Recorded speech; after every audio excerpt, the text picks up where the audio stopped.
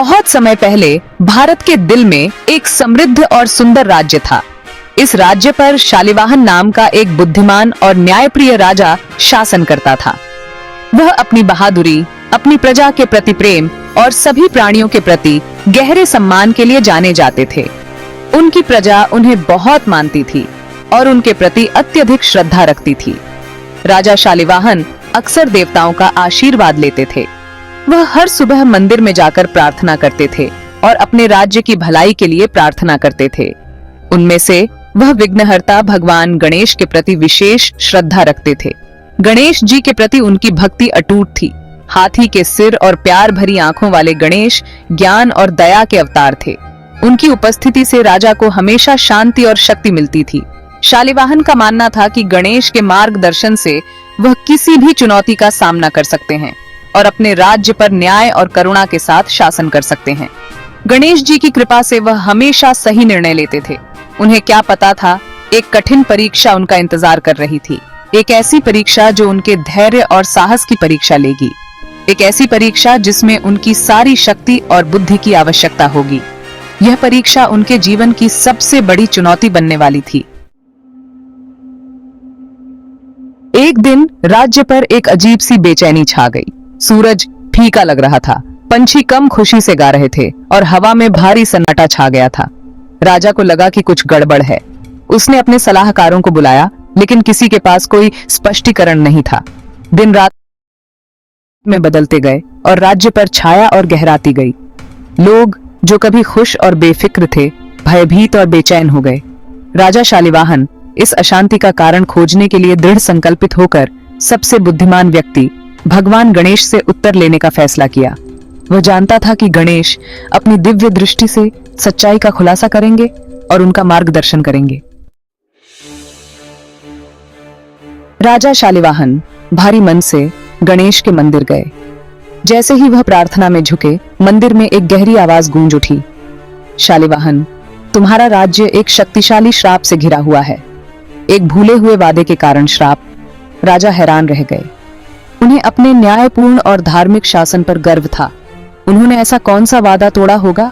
जैसे ही राजा सोच ही रहे थे, आवाज फिर बोली, इस श्राप को उठाने के लिए शालिवाहन, आपको स्वर्णपुरी के छिपे हुए शहर को खोजना होगा और शांति और समृद्धि का रत्न, चिंतामणि रत्न प्राप्त करना होगा।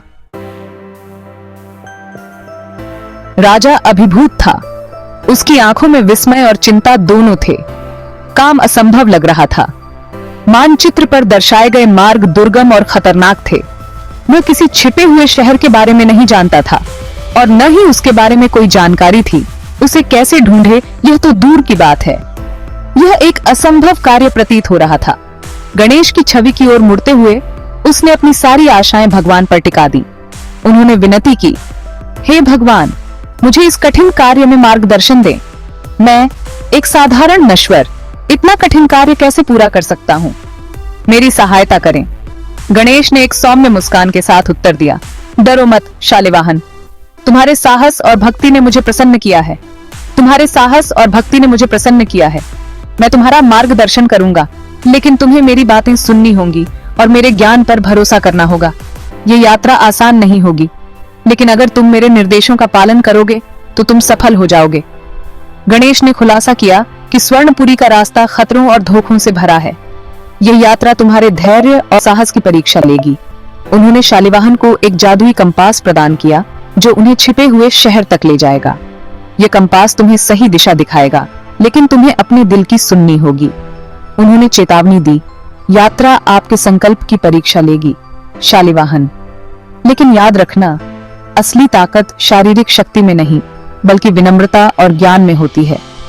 तुम्हें अपने भीतर की शक्ति को पहचानना होगा और अपने ज्ञान का सही उपयोग करना होगा।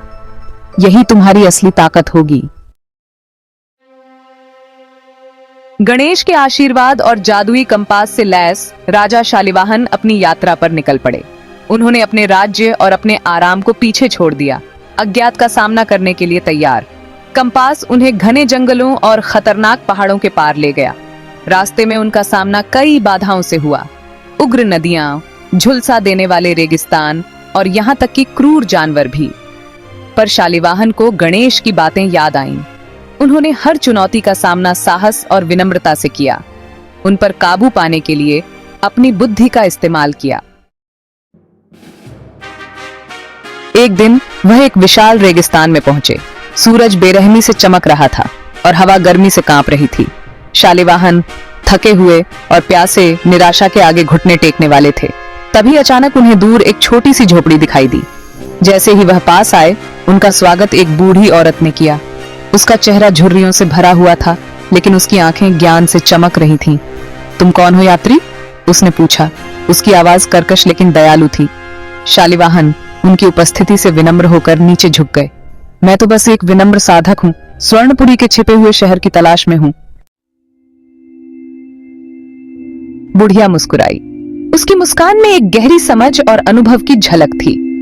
स्वर्णपुरी का रास्ता कमजोर दिल वालों के लिए नहीं है, उसने कहा। यह रास्ता केवल शारीरिक नहीं, बल्कि मानसिक और आत्मिक शक्ति की भी मांग करता है।